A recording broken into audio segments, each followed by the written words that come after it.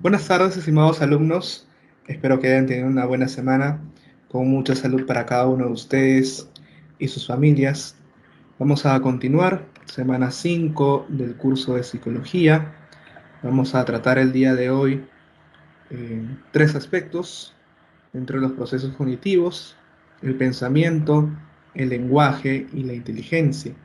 ¿m? Siendo los primeros en esta primera hora, y en la segunda hora el tema de inteligencia. Muchas gracias por los saludos Milenka, por los saludos Camila, Nayeli y a todos en general. Eh, Vamos a comenzar entonces, chicos, ¿sí? En esta lámina de introducción se plantea lo siguiente, ¿no? Nos mencionan: ¿nuestro lenguaje expresa nuestro pensamiento? Nos preguntan, ¿no? En algunas ocasiones, a veces hablamos las cosas sin pensar, ¿no? Pareciera que a veces no hubiera una estación previa, pero sobre el pensamiento, como una conducta impulsiva. Pero en la mayoría de ocasiones sí, empezamos, aunque son unos segunditos, nos tomamos ese tiempo para pensar en lo que queremos decir. ¿Mm? Ahora, también podrá haber un pensamiento sin lenguaje. ¿O será que todo lo que pensamos tendría que ser en palabras? O también pueden ser en movimientos, pueden ser en imágenes. Lo vamos viendo en esta primera hora. Mientras que la siguiente pregunta nos plantea: ¿no todas las figuras reflejan inteligencia? ¿Que conocemos sobre inteligencia? ¿Será siempre lo académico? ¿O será que tratar bien a una persona, empezar a revisar cómo se siente, será también catalogado como un comportamiento inteligente? Vamos viendo de las distintas teorías de inteligencia en la segunda hora. ¿Sí?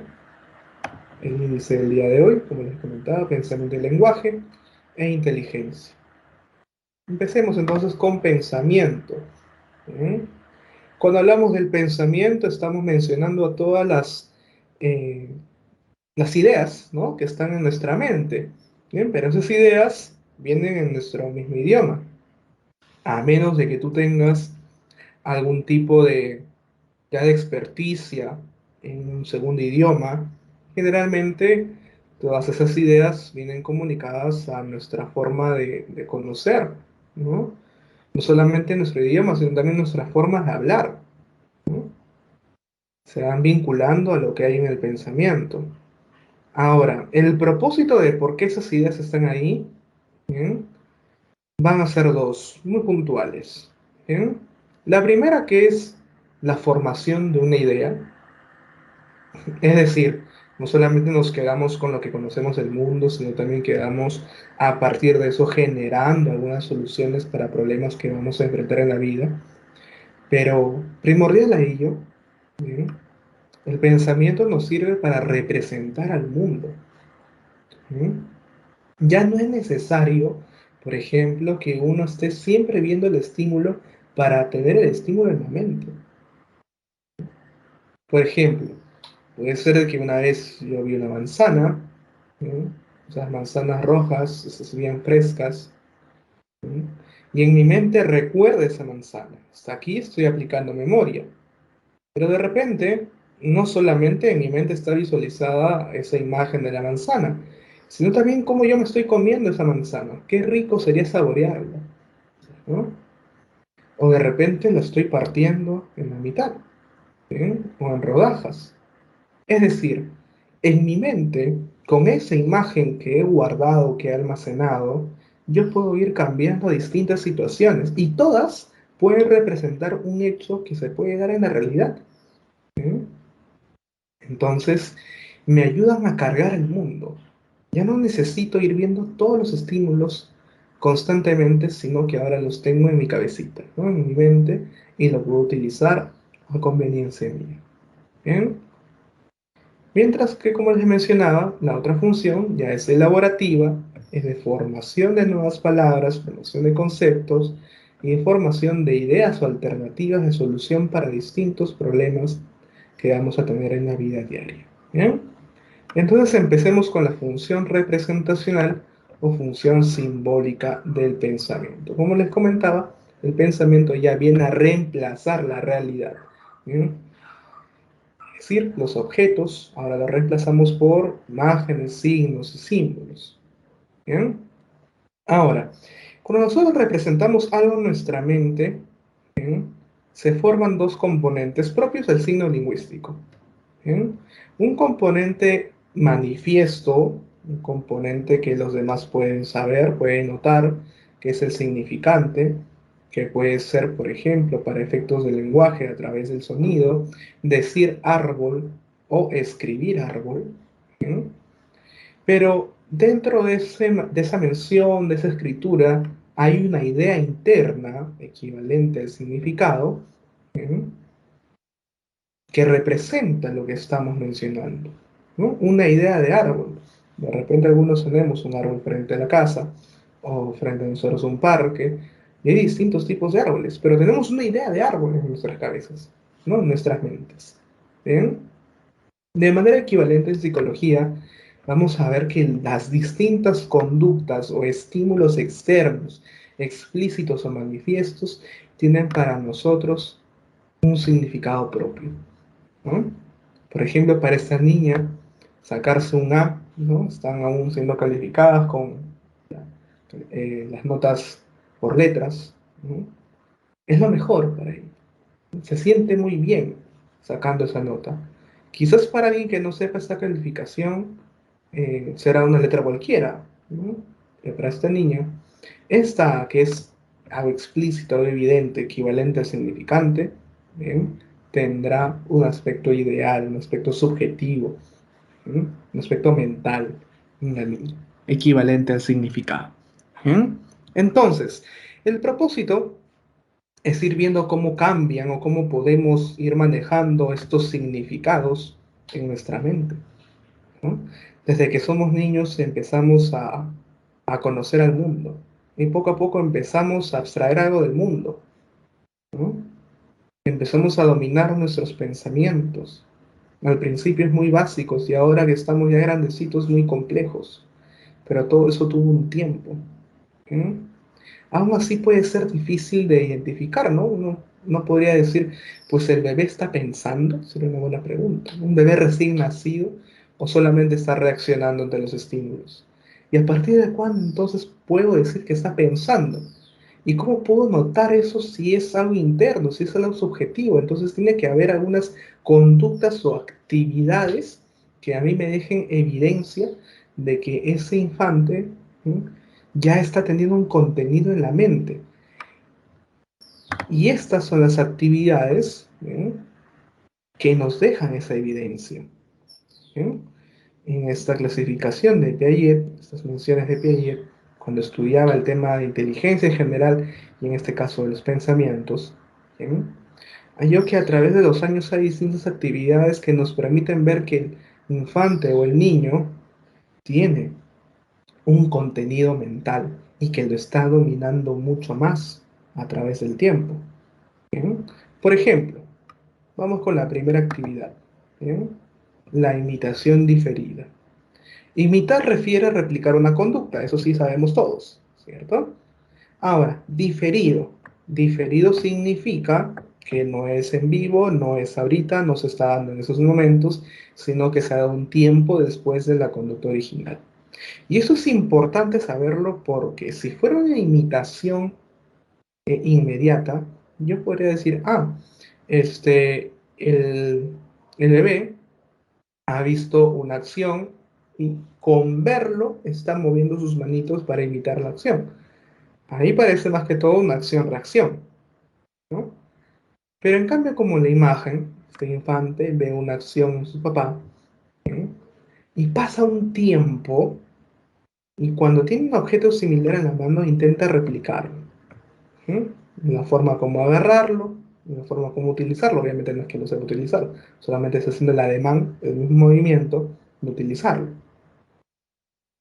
La pregunta es, en ese tiempo que ha pasado, ¿sí?, desde la exposición a la conducta usual y original, hasta que se dio la réplica de la conducta, ¿dónde ha estado esa imagen? ¿No? Entonces ya permite dar una evidencia de que, en ese tiempo esa imagen se ha quedado en la mente del menor. ¿bien?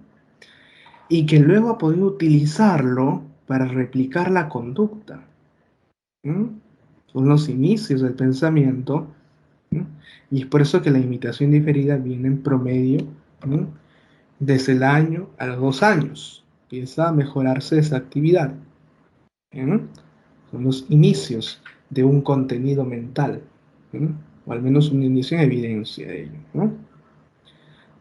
Otra actividad, ya más de niños de 2 años a 3 años, ¿mm?, es el juego simbólico, o empieza el juego simbólico, porque es una actividad que puede darse hasta tiempo después. ¿Sí? Por ejemplo, cuando hablamos del juego simbólico, nos referimos a que el niño empieza a cambiar internamente, ¿bien?, la función original del objeto. Es decir, aquí, bajo esa relación de significado-significante, podríamos mencionar que lo explícito, o significante, el equivalente al significante, sería ver para todos una caja, ¿no? Una caja de repente de un electrodoméstico. ¿Bien? Convengamos una caja de TV de esas antiguas. ¿Bien? Ahora, el significado o lo interno para el niño es ver una caja. No, para el niño esa caja es su barco, ¿sí?, de juguete, pero barco al fin y al cabo. ¿Sí? Entonces, acompañado de la fantasía que vive el niño, ¿sí?, y del juego, va a ver en distintos objetos algo más. ¿Sí? Eso quiere decir que mentalmente no se está quedando con esta imagen, sino que en su mente, bien, están apareciendo otras imágenes y que el niño puede utilizarlo y poner a disposición de su juego. ¿Sí? A eso se refiere el juego simbólico. ¿Sí? Un cambio propio del niño en el significado de un objeto, ¿sí?, en la utilidad que le va a dar a ese objeto. Una caja puede representar también una mascota, un animal, puede representar, no sé, un auto. ¿Sí? Aquí, ¿no? Con pedazos de papel higiénico, el sobrante, ¿no? Después de haberlo terminado, lo une y ya tiene un mirador, ¿no? Un catalejo. ¿No? Todo sirve en función del juego. ¿Sí? Otra evidencia de pensamiento es la imagen gráfica o el dibujo. ¿Bien? El dibujo representa el entorno del niño. ¿Sí? Imaginemos que dentro de su entorno hay un gato, ¿no? Su Michi del niño. ¿Bien? Ahora, la pregunta es, para que el niño pueda dibujar al Michi, ¿no?, al principio lo querrá ver inmediatamente, ¿no? Como si el Michi estuviese posando así tipo esa escena de Titanic, ¿sí?, en la que se está haciendo el dibujo, ¿no?, de Rose, está posando, ¿no? Igual, de repente trae, ¿no?, al Michi y lo pone a su costado para dibujar, ¿no? Pero poco a poco, ese dibujo ya no va a necesitar de la exposición del evento original.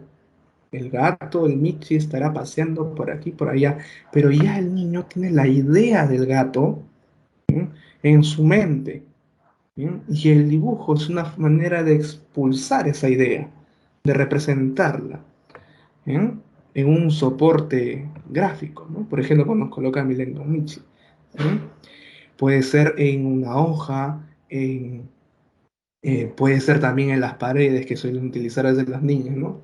No, pero acabo de pintar y ya está el bebé manchando la pared.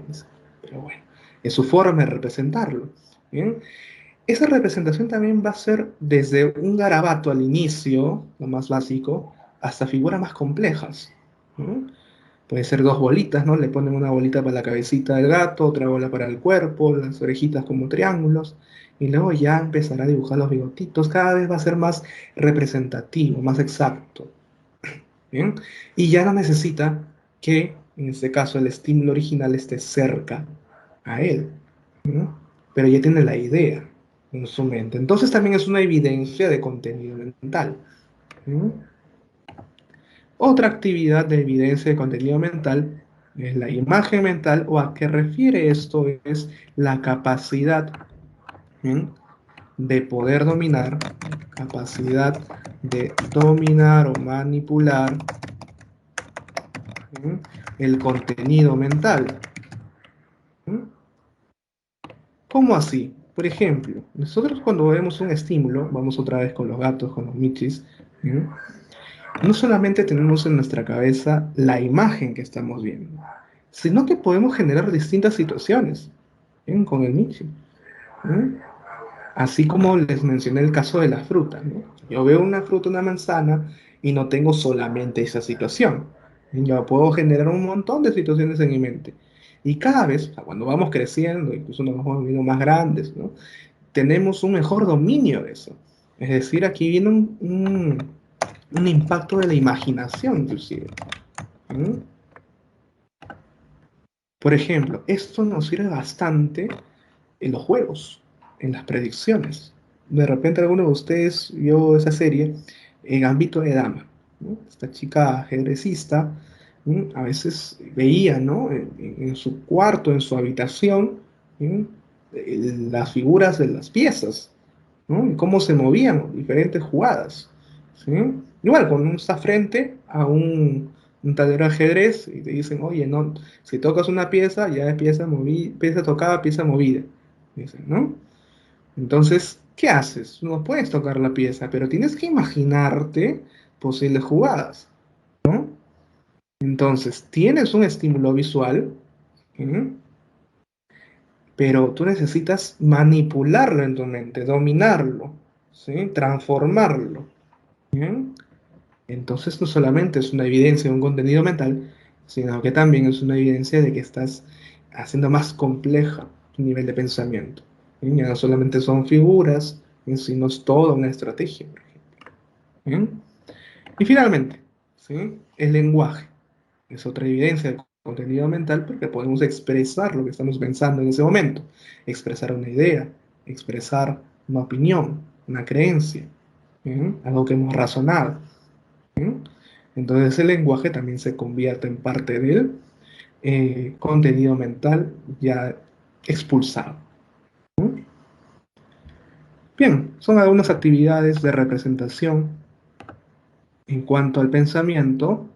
¿Mm? Y vamos ahora con la siguiente función. ¿Mm? La función elaborativa, en dos ámbitos. ¿Sí? La formación de conceptos, ¿sí? Y luego vamos a analizar la solución de problemas. Bien, vamos con lo primero. La formación de conceptos, porque es importante que nosotros tengamos nuevas palabras y más aún palabras que agrupen elementos por la economía de información que necesitamos para comunicarnos. Si no hubiese la posibilidad, imaginemos ese caso utópico, que no hubiese la posibilidad de utilizar palabras que agrupen otras palabras, finalmente cuando nos queramos referir a algo, tendríamos que utilizar muchos términos, ¿no? Y eso sería muy inconveniente en nuestros mensajes. ¿Sí? Entonces necesitamos siempre clasificar o categorizar, ¿sí? Para que con esa palabra única o frase única podamos mencionar un montón de mensajes. ¿Sí? Entonces, en esta formación de conceptos tenemos varias etapas. ¿Sí? Principalmente la formación por abstracción. ¿A qué refiere? Sacar algunas cualidades de los objetos. Vamos a ver las etapas. La primera etapa es la de extensión. La fase de extensión es donde visualizamos, bien, diferentes elementos. ¿Sí? Una sospecha, ¿sí? Una sospecha de que algo deben tener en común. ¿Bien? Cuando empezamos a observar esos elementos o a analizarlos, ¿sí? Y tenemos ya, para extraer esas cualidades en común, estamos ya en la fase de intención. Las características, ¿sí? O cualidades de los elementos, ¿sí? De la fase de intención. Por ejemplo, ¿no? Todas estas son figuras cerradas, puede ser una característica, ¿sí? Que es parte de cada uno de los elementos. ¿Sí? O de repente, si yo tengo aquí, ¿no? Un gato, un perro y una vaca, yo puedo decir, ¿no? Los tres son vertebrados, los tres son animales vivíparos, ¿sí? Los tres desarrollan glándulas mamarias. Ajá. Bueno, entonces ya voy extrayendo unas cualidades, ¿no? Para finalmente, según las cualidades que voy extrayendo, ¿sí? Y en la última fase, ¿sí? Generar el concepto integrador. Que para el caso de los animales pueden ser, por ejemplo, los mamíferos, ¿sí? O aquí las figuras geométricas. ¿Sí? Ya con decir figuras geométricas se entiende todas las características que contiene cada uno de los elementos parte de este grupo. ¿Bien? Entonces así encontramos una forma de ya no mencionarlo todo, tanto los elementos como las características, sino agruparlos. Y nuestro mensaje va a ser mucho más concreto, mucho más breve, pero igual de eficaz. ¿Bien? Entonces para eso también nos sirve el pensamiento, para la identificación de estas cualidades. Y otra utilidad del pensamiento está en la solución de problemas. ¿Bien? De manera general, cuando tenemos un problema, tenemos que identificar el problema. ¿Sí? O sea, una actividad puede tener un montón de problemas, ¿sí? Un montón de situaciones, pero tenemos que identificar en mayúsculas cuál es la situación más problemática para uno. ¿Bien? ¿Por dónde debo empezar? ¿Mm? Esa es la condición inicial y lo que va a marcar mi objetivo, ¿sí? Resolver X problema, ¿no? Luego en mi mente y con ayuda de mi experiencia, mis conocimientos, ¿sí? Voy a pensar en diferentes alternativas, ¿sí? Y elegir la que me resulte más conveniente. Una vez que la elegí, o sea, tomo una decisión, finalmente verifico si he satisfecho o no el problema, si lo he solucionado o no. ¿Bien? Entonces, vamos a detenernos un momentito aquí, en esa forma de pensar soluciones, ¿bien? Para hablar sobre algunas estrategias de solución de problemas. ¿Bien? Vamos a verificar las cuatro que están aquí. Cada una tiene sus características y va a depender del tipo de problema también para utilizarlos. Bien, así que atentos con esos detalles porque puede ser pregunta también de examen. Bien. Características de la estrategia por ensayo y error. Bien. Cuando nosotros no tenemos el conocimiento previo, es decir, no hay un conocimiento previo de solución, a eso voy. ¿Sí? Vamos al azar, ¿no? Vamos a tientas, probando, probando. ¿Bien? De repente se me malogró un artefacto en casa. ¿Bien? No quiero que se gaste en técnico. A ver, voy a apretar todos los botones, ¿no? Voy a probar por aquí, por allá. De repente un golpecito en la máquina. ¿Sí? Y por ahí que se arregle. ¿No? No tengo esos conocimientos. ¿Bien? Y estoy intentando una y otra vez. Es decir, hay diferentes ensayos. Los ensayos que no me solucionen el problema van a ser parte de los errores que voy a desechar ya en una siguiente oportunidad. ¿Sí? Y cuando encuentre una solución, seguramente también la aplicaré en una próxima oportunidad. Pero en ese momento no la tengo. ¿Sí? Y es por eso que estoy así de manera azarosa, intentando. ¿Sí? Este es el ensayo y error. Sin embargo, cuando uno ya tiene, ya llega a una solución y recuerdas para una próxima oportunidad esa solución, ya hablamos de la siguiente estrategia, la de recuperación de información o recuperación de la solución previa. ¿No? Alguna solución previa. Algo que te haya pasado, que te hayan informado, que puede funcionar para ese problema. ¿Sí? Por ejemplo, como en la imagen, ¿sí? El chofer, antes de entrar al tráfico, se acuerda que, la otra vez me fui por la calle A, luego la calle B y la avenida C, ¿sí? Y salí de ese tráfico. Genial, lo voy a utilizar. Me acuerdo de un atajo. ¿Mm? Tiene una experiencia previa de solución. O de repente algo que le han informado. ¿No? Oye, andate por esta calle, te vas por la otra. Perfecto.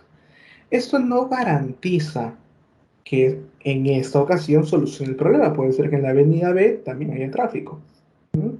Pero al menos le da, ¿sí?, una oportunidad más, una oportunidad mucho más concreta, mucho más directa, que no tener nada a la mano y estar intentando. ¿Mm? Entonces va a haber algunos problemas en los que no tenemos los conocimientos para evocar una solución y estaremos así al azar, en el ensayo y error, y otras en donde ya tenemos al menos una solución o una idea por dónde podemos empezar, por dónde podemos guiarnos, ¿sí? Y esta ya es la estrategia de recuperación de información. ¿Sí? Vamos con la siguiente estrategia, la de algoritmo. A ver, no solamente según la imagen, sino también por lo que ustedes hayan escuchado de que es un algoritmo. De repente no sé si han escuchado alguna vez el algoritmo de Facebook, el algoritmo de YouTube, ¿no? A ver, ¿qué palabras se les viene a la mente con algoritmo? ¿Qué creen que puede hacer? A ver en el chat. ¿Qué creen que puede significar un algoritmo?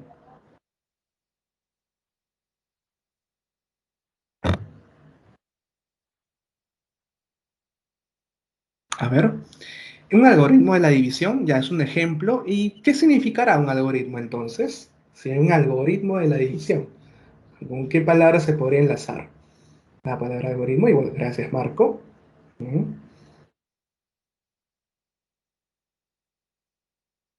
¿Alguna idea adicional? Ujú.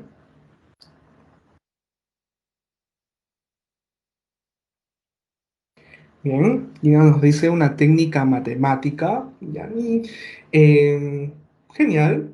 Ya es una técnica, un procedimiento, ¿no? Matemático. Bien, vamos por ahí. Ruby, que sigue una secuencia o que se repite. Tiene una secuencia de pasos. Como toda técnica, todo procedimiento, hay paso uno, paso 2, paso 3, y si quiero lo puedo repetir, ¿eh? Pues para llegar a la solución. ¿Eh? Pasos repetidos, también nos dice Jefferson. ¿Eh? Bien, chicos, y vamos por ahí. Va muy bien. Sí es un procedimiento que tiene pasos. ¿Eh? Vamos a colocarlo acá. ¿Eh? Procedimiento, ¿eh?, con instrucciones o pasos, ¿no?, que uno tiene que seguir tal cual está. Eso es lo que marca el algoritmo. ¿Eh? Vamos a ponerlo aquí. Mejor esto de fórmula lo voy a poner más abajo, ¿no? Ahí, alguien lo pintó de amarillo, pero bueno, ya. Bien. ¿Eh? Ah, no, logaritmo ese es otro, ¿no? Ese es el otro procedimiento inverso de la potenciación, ¿no? Entiendo que uno es la radicación, el otro es el logaritmo. ¿Eh? Eso ya seguramente ustedes lo verán, estimados en matemáticas. Pero el algoritmo es más bien un procedimiento. De repente lo han visto en internet, ni siquiera lo googlean ahorita, son como dibujitos, ¿no? Donde hay una condición inicial, paso uno, a veces unas condiciones sí o no, si es sí que sigue, si es no que sigue. O sea, es un procedimiento con instrucciones, con pasos, como ustedes ya venían mencionando. Bien, la idea aquí es que uno tiene que seguir esos pasos, o puede repetir esos pasos, ¿sí?, para que te salga esa solución. Es decir, aquí el problema es que esta estructura es muy rígida. No puedes salirte de eso, ¿sí?, para llegar a la solución que quieres. Y es por eso que colocaban acá fórmula. ¿Sí? En una fórmula matemática, uno no puede irse ni por atajos, ¿no? O, arbitrariamente, ¿no? O sea, no es que, uy, hoy día me provocó cambiar este más por menos, ¿sí? Y a ver, lo voy a hacer así a partir de ahora, ¿no? ¿No? Tienes que seguir en las fórmulas, tienes que seguir pasos, ¿no? Esas operaciones tienen que tener un orden, ¿no? Cuando hacías operaciones combinadas, por ejemplo, ¿no? En primaria te decían los pasos, ¿no? Primero tienes que resolver los paréntesis, ¿no?, las multiplicaciones, los sumas y restas, ¿no? No podías alterarlo porque si no la solución no salía, ¿no? Bien. Otro ejemplo de algoritmo como estrategia de solución, bien, son los tutoriales, son las guías, y más aún, cuando el tutorial es muy explícito y te dice, a ver, estimado usuario, tiene que seguir las instrucciones como está. De repente es un tutorial para cocinar algo, en prepararse un postre. ¿Bien? Entonces, estos son los insumos y te enseñan paso uno, paso dos, paso tres. Pero igual a veces somos medio rebeldes, ¿no? Queremos, no, pero yo le pongo un poquito más de azúcar, que lo dejo más minutos en el horno. Encima, no te salió bien y le tiras hate al video, ¿no? ¿Sabes qué? Tu video no me sirve, dislike, ¿no? Pero fuiste tú el que alteraste los procedimientos, ¿eh? Originales. Entonces no te va a salir tal cual le sale el video, ¿no? Entonces, de esa manera también es un ejemplo de algoritmo, ¿no? Es un procedimiento muy rígido, no podemos salirnos de esa estructura. ¿Bien? Y finalmente tenemos la heurística. ¿Bien? La heurística se guía, ¿bien?, de las creencias generalizadas. ¿Cómo así? Hay momentos que la verdad no nos da tiempo ni ganas de analizar muchas cosas. ¿Mm? No es que, bueno, que voy a comprarme ropa y voy a ver todos los precios en los portales de internet, más hacer ir a preguntar, de repente gamar, rentar el local cómo está, ver los productos. No, uno no se toman todo ese tiempo. Uno sí, quizás. ¿Mm? Unos dicen, no, ¿a dónde voy? Bueno, voy a los centros comerciales o a lugares más caros porque finalmente eso para mí es garantía de que el producto es muy bueno. Es decir, mi creencia generalizada, como aparece aquí, si es caro, es bueno. O lo caro, es bueno, ¿no? Entonces, eso me trae algunas ventajas, ¿sí? En el hecho de que me ahorra tiempo del análisis, ¿no? Ya no es tan lógico como los otros pasos. No me dura tanto tiempo analizar todo eso. ¿Sí? Pero obviamente puedo estar cayendo alguna vez en algún error, ¿sí? Porque puede ser que de repente, no sé si les ha pasado, que van a algunos centros comerciales y más aún en ropas en oferta y ven que en Gamarra encontraban algo similar y como que la calidad no varía tanto, ¿no? Pero aún así está el doble de precio en el centro comercial porque por su propia marca le agrega valor, ¿no? Y ya te lo venden un poquito más caro. ¿Mm? Pero finalmente tú te guiaste por tus creencias y fuiste directamente a comprar ropa ahí. Es decir, tu solución fue sin mucho análisis, ¿sí?, sino por esas creencias generalizadas. Y sí, como bien mencionas, Marco, esas creencias generalizadas son estereotipos. ¿Mm? Hemos visto ya eso en la semana 2. ¿Mm? Entonces, es una forma de ahorrarse, pero también uno puede cometer algunos errores en ese cálculo. Pero es una forma más ágil de solucionar problemas, en cuestión del tiempo al menos. ¿Sí?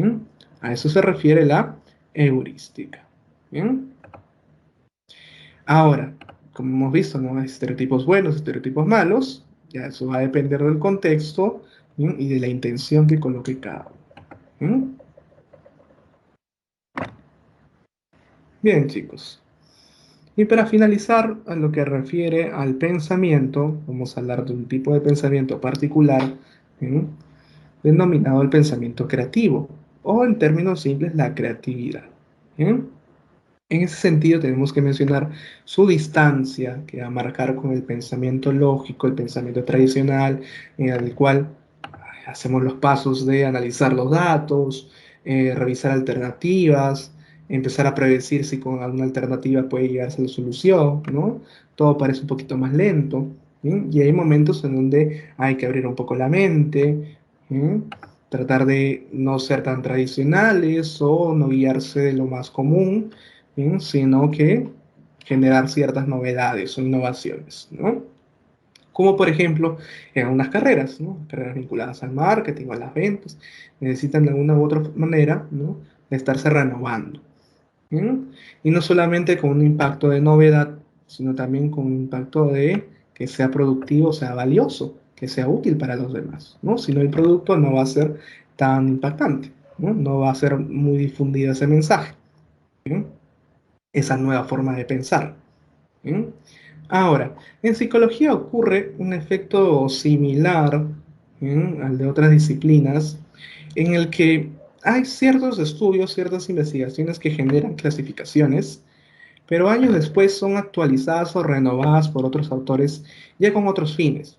Por ejemplo, ¿sí?, en las primeras décadas del siglo XX, ¿sí?, Joy Guilford, que fue un estudioso también de los procesos cognitivos, como por ejemplo inteligencia, pensamiento, ¿sí?, Analizó una clasificación básica para diferenciar al pensamiento lógico del pensamiento creativo, nominándole pensamiento convergente y pensamiento divergente, es decir, que converge o se une, ¿bien?, a lo tradicional, a lo central, a lo esquemático, a lo razonado, a lo analítico, ¿bien?, y más bien el pensamiento divergente sale de ello, ¿no? Se abre a otras perspectivas, ¿bien? Trata de ir un poco más allá de lo tradicional, ser un poquito más creativos, ¿bien? Sin embargo, décadas después, Edward de Bono, ya con un propósito de más humanista, más de autoayuda, más de el impacto en las organizaciones, en las empresas, de hecho, su libro Seis sombreros para el pensamiento, creo que era el libro, ¿sí? ¿Mm? Tiene ese impacto más tipo coach. ¿Mm? Entonces necesita un lenguaje más simple. Utiliza entonces la clasificación de Bono, ¿sí?, y le da o le suscribe, ¿no?, un nombre particular, ¿sí?, y más entendible, ¿no? Pero finalmente refiere a lo mismo. Un pensamiento tradicional, el pensamiento vertical, como si frente a nosotros hubiese un solo camino, una sola vía, y siempre seguimos esa vía, o abrir nuestra mente, ¿no?, a otras ideas, hacia los costados de esa vía central, ¿sí?, y ser más creativos. Entonces, finalmente, el pensamiento lógico es nominado como Guilford, como pensamiento convergente, y por De Bono por pensamiento vertical, y el pensamiento creativo por Guilford pensamiento divergente y De Bono pensamiento lateral. Por ejemplo, a ver en el chat, un breve ejercicio. ¿Bien? ¿Para qué les puede servir un libro en físico? A ver, ¿de qué les sirve un libro? No en PDF, en físico. A ver en el chat.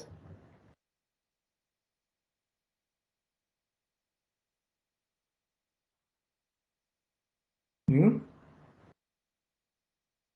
Sí, Aisha. Para efectos es lo mismo, ¿sí? Pensamiento convergente y pensamiento vertical. Van a ser el mismo pensamiento estructurado, ¿sí? Por ejemplo, Geraldine nos menciona para anotar. ¿Sí? Puede ser que en su libro anote, apunte, es válido. ¿Para qué más les puede servir un libro? Un libro en físico. A ver, coloquen lo primero que se les venga a la mente. ¿Sí?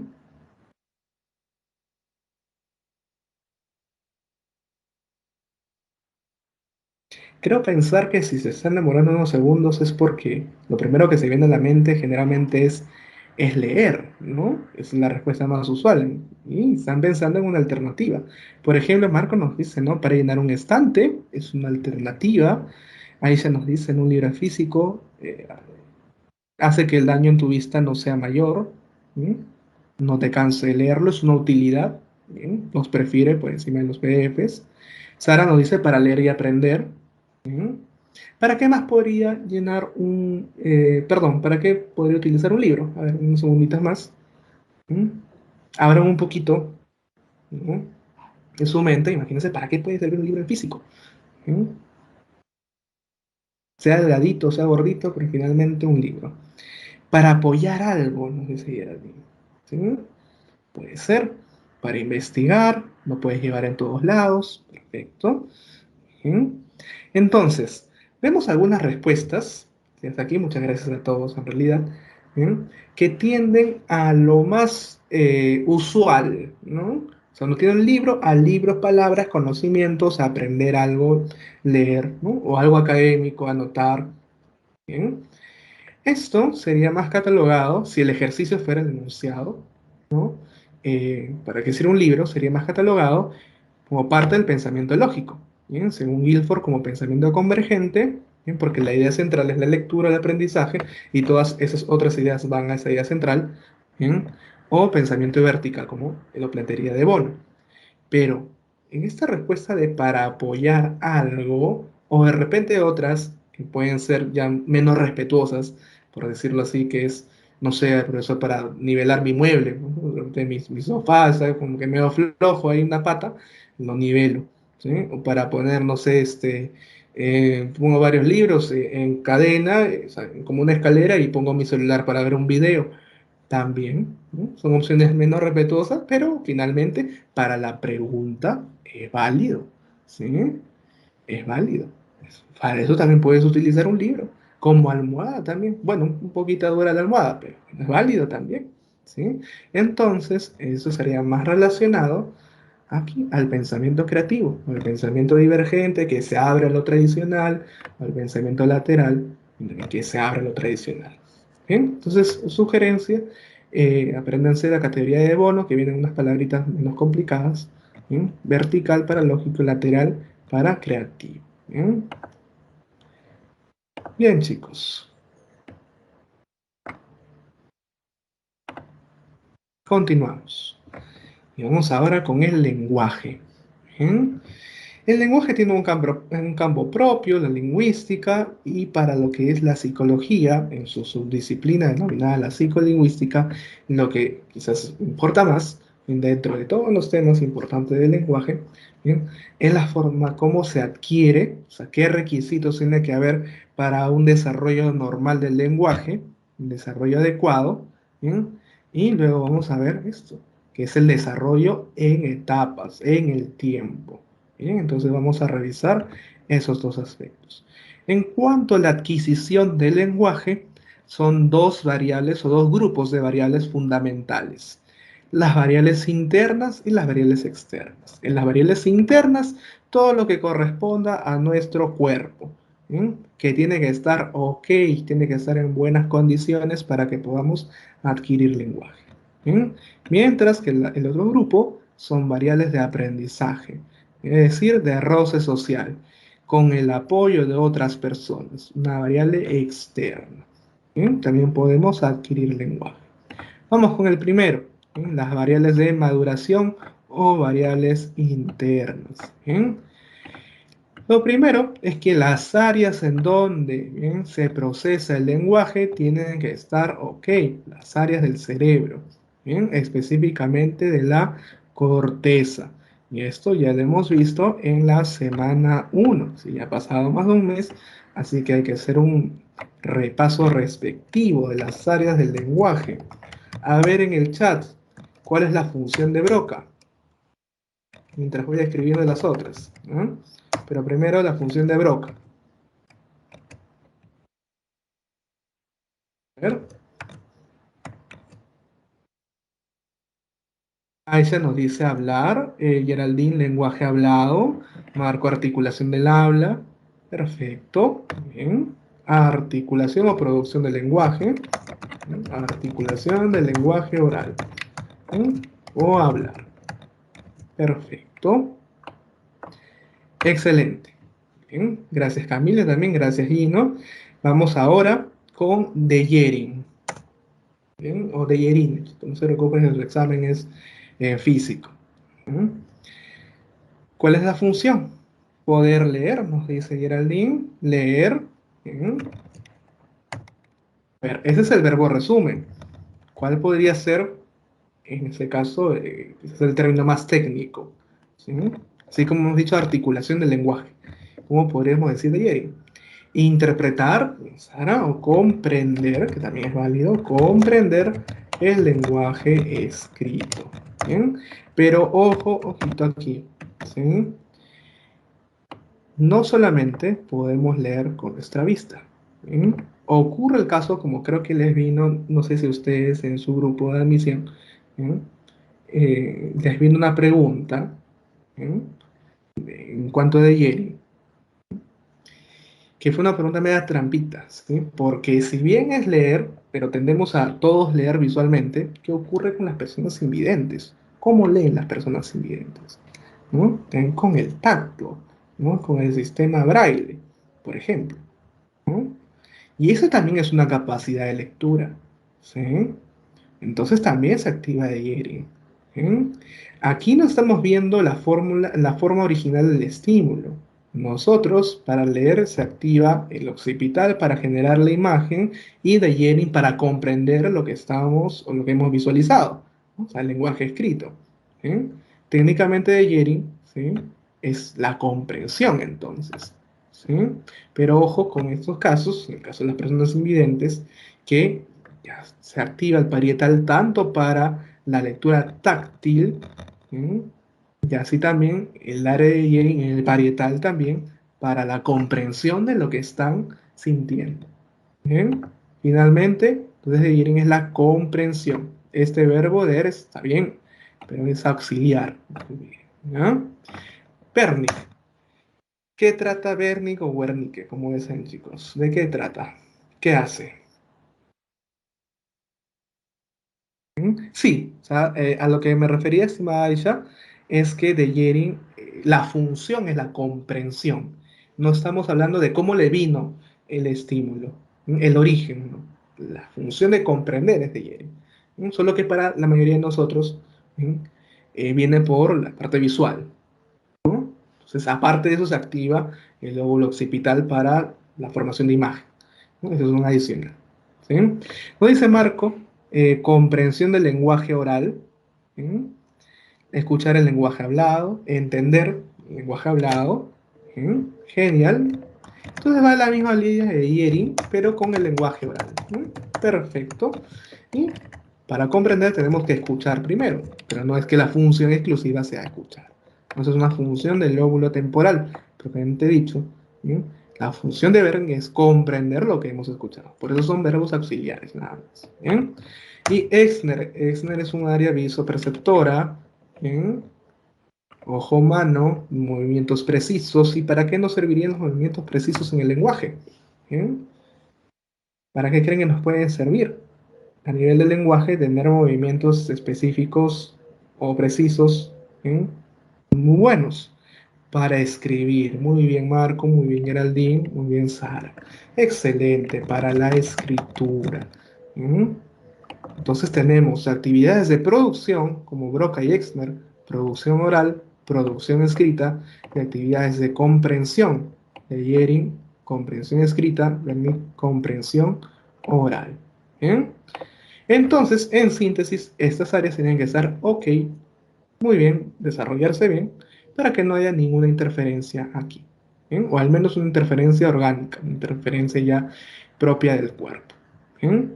También tienen que estar ok nuestras vías respiratorias, ¿no? Para las personas que hemos sufrido COVID, en un momento, cuando se baja la oxigenación, es difícil hablar, bueno, entre otras consecuencias que tiene, obviamente. ¿No? Tiene que estar ok, por ejemplo, el aparato bucofonador, ¿bien? Es decir, la boca en general, ¿no? Los labios, los dientes, la lengua. De repente a uno de ustedes ya le han extraído su muela de juicio. Una hinchazón que sienten en los días posteriores a veces no les permite hablar bien. Entonces, por eso es importante. El canal auditivo también tiene que estar muy bien. Mucho de lo que aprendemos en cuanto al lenguaje es escuchando. ¿Bien? Entonces, una buena salud e higiene en los canales auditivos. ¿Bien? Perfecto, chicos. Entonces, son variables internas del cuerpo. Vamos ahora con las variables externas, las variables de roce social, ¿bien? De estar acompañado con alguien o alguien que pueda ayudarte en la adquisición del lenguaje. ¿Bien? Y esas son denominadas como variables de aprendizaje, y es por eso que tenemos algunos términos de aprendizaje que vamos a ver la próxima semana de manera más específica, pero ahora vamos a dar algunos adelantos para que se entienda en el tema del lenguaje. ¿Bien? El condicionamiento clásico trata sobre la asociación de estímulos. ¿Bien? Como les digo, el proceso lo vamos a ver la próxima semana, porque sí toma su tiempo. ¿Bien? Pero en resumen, la asociación de estímulos, como por ejemplo en la figura que aparece aquí, la figura de pato, ¿bien? El sonido de pato. ¿Bien? Mientras en la persona le dice pato, ¿no? Aquí el infante le muestra una imagen o un juguetito de un pato. Entonces, la idea es que cuando alguna vez vea el juguetito de pato, el infante diga pato, ¿no? Estamos asociando estímulos, ¿bien? Con el apoyo de alguien más. Condicionamiento operante, que refiere a los premios y castigos que moldean consecuencias. ¿No? Premios y castigos. Es decir, si un niño empieza a hablar correctamente, se le va premiando, se le va incentivando, ¿bien? Para que produzcan una mayor motivación de que siga, ¿bien? Mencionando esa palabra de manera correcta. ¿Bien? Así también pueden aprender por imitación. ¿Bien? Y algunas terapias del lenguaje, cuando hay problemas con los sonidos, el terapeuta se coloca al frente y empieza a decir el sonido, pero tratar de que el niño atienda cómo lo dice, ¿bien? Para que le pueda imitar. ¿Bien? Y finalmente, el aprendizaje cognitivo, ¿bien? Refiere a mejorar, ¿bien?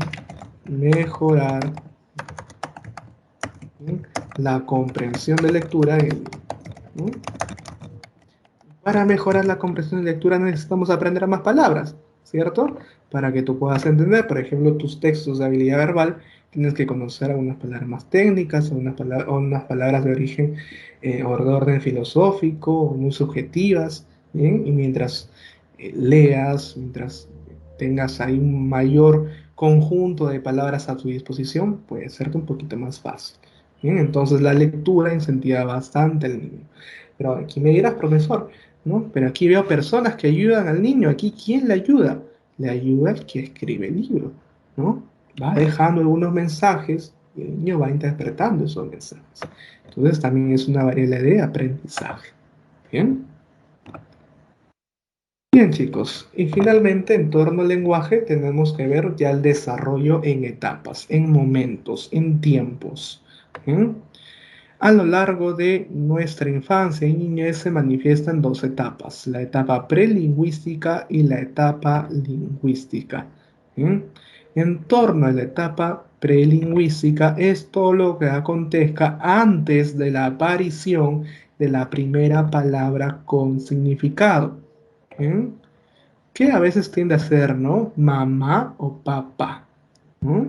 La primera palabra que tiene un significado, ¿no? O sea, que tiene un mensaje propio, ¿no? En donde el niño sí se refiere a la mamá, viendo a la mamá o señalando a la mamá para entender que yo ahora a ti te llamo mamá, yo a mi papá, papá, ¿no? Todo lo que sea más básico que esto, ¿bien? Es parte de la etapa prelingüística, mientras que en la etapa lingüística es todo lo más complejo a ello, o sea, más palabras, la formación de oraciones, ¿bien? Vamos con la etapa prelingüística entonces. ¿Mm? Desde que nacemos, una expresión universal en nosotros de todas nuestras necesidades es el llanto. Lloramos porque queremos alimentarnos, lloramos porque necesitamos afecto, lloramos porque algo nos estresa, nos molesta, ¿no? Para todo es el llanto. ¿Mm? Ahora, es exclusivo durante el primer mes, porque ya del primer mes en adelante empiezan algunos sonidos a emitir el bebé, ¿no? En ese caso también vamos viendo, ¿sí? Que va a complejizarse su aparato bucofonador. ¿Mm? Y ya en los siguientes meses va a empezar a aparecer los dientes, ¿no? Poquito a poquito, ¿sí? Algunas veces con dolor. ¿Sí? Entonces empiezan algunos sonidos, ¿bien? Similares a las vocales, principalmente las vocales abiertas. ¿Sí? La A, la E, la O. ¿Sí? Entonces el niño empieza, o le ve, mejor dicho, ¿no? Con A, o E, ¿no? Y no es que él esté mal, ¿no? Sino que está intentando, ¿sí? Dominar poco a poco su aparato bucofonador, ¿sí? Con las vocales. ¿Sí? Pasan ya los meses, ¿sí? Y ahora los balbuceos van a ser acompañados con consonantes, ¿sí? Es decir, tenemos los balbuceos silábicos, deben ser acá, ¿sí? Las sílabas contienen tanto, ¿sí? Fonemas vocálicos como consonánticos, ¿cierto? Entonces ya empieza con ta, ta, ta, ta, ta, ta, ma, ma, ma, ma, ma, ma, ma, ¿no? Pero al principio en desorden, ¿sí? No hay un corte entre cada palabra, lo toma como un juego, como un dominio de su aparato bucofonador. ¿Sí? Ya empieza luego en las siguientes semanas, ya cercano a los 8 a 9 meses, ¿bien? A haber algunos cortes. ¿Y por qué es importante que en ese da, da, da, da, da, da, da, o ma, ma, ma, ma, ma, ma, hay algunos cortes? Porque ya empieza a formarse la palabra. ¿Bien? Y como en nuestro lenguaje sucede, ¿no? Una palabra, hay una sílaba tónica, y eso se refiere a las variaciones tonales, o sea, mayor énfasis en una sílaba que en las otras, ¿no? Que son las sílabas átonas, ¿no? Entonces, ya no es un da, da, da, da, da, da, sino un da, da, da, da, da, ¿no? No es ma, ma, ma, ma, ma, ma, ma, ma, ma, ma. Y así ya empieza, siguientes semanas, dada, papá, ¿no? Mamá. ¿Mm? Entonces vemos cómo se va formando de lo más básico hacia lo más complejo. ¿Mm? Y ya en esta última etapa, o sea, la etapa lingüística, ya es el desarrollo ya con palabras. ¿Sí? Al principio va a conocer poquitas palabras, ¿no? Entonces lo que sucede ya en esta fase, que tiene 4 subfases, vamos a explicarla cada una, ¿sí? Lo más preciso, por ejemplo, en la etapa holofrásica, holofrásico significa una frase o una palabra, ¿sí? Para muchas o todas, o solo todas, ¿sí? Intenciones. ¿Sí? Como aún no conoce muchas palabras, ¿sí?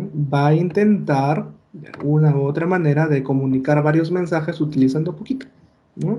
Por ejemplo, calle puede ser para mamá mira la calle, ¿no? ¿Sí? O mamá sácame de la calle, ¿no? Mamá señala la calle, señala la puerta, ¿sí? Para salir. Puede que también te diga ave, ¿sí? Porque aún le va a costar la R, de no decir abre, ¿sí? Ave, pero te trae su mandarina. ¿Qué significa? Que, ¿no? Quiero comer mandarina, ave, o sea, pélalo, ¿no? O te puede decir ave, también señalando la puerta como abre la puerta, quiero salir. ¿Sí? Entonces, una misma palabra va a tener una referencia de diferentes intenciones. ¿Sí? En ese sentido, también empieza a acompañar su lenguaje oral con lenguaje simpráxico. El lenguaje simpráxico, chicos, no es otra cosa más que gestos o movimientos, ¿sí? Que acompañan al lenguaje oral. ¿Sí? Voy a dejarle nada más. ¿Sí? Entonces, esa señalación, ¿sí? A su mandarina, a la puerta, acompaña la intención que tiene, más la palabra que ha utilizado, y permite que el papá o quien esté frente al niño lo vaya identificando qué es lo que quiere. ¿Eh? En la explosión del lenguaje, la palabra explosión significa que va a aprender muchas palabras. O sea, a diferencia de estos meses anteriores y los meses que siguen, la cantidad de palabras que aprende es bastante, muy fuerte. Y es por eso que se necesita en esta etapa mayor estimulación por parte de los padres o quienes viven en casa. Entonces, año y medio, 2 años, etapa perfecta para que cuando el niño esté jugando le digas cómo se llama todo, ¿sí? Por más de que no se lo vaya a repetir en el momento, no te la vaya a repetir bien. Tiene que conocer más sonidos, más palabras. ¿Bien? Entre los 2 a 3 años estamos frente al habla telegráfica. ¿A qué se refiere esto del habla telegráfica? ¿Mm? Antiguamente los telégrafos se utilizaban solamente una cantidad breve de palabras para comunicarse. O es incluso más parecido, chicos. No sé si de repente ustedes han visto unos celulares antiguos, ¿sí? O de repente les han comentado a sus papás, ¿sí?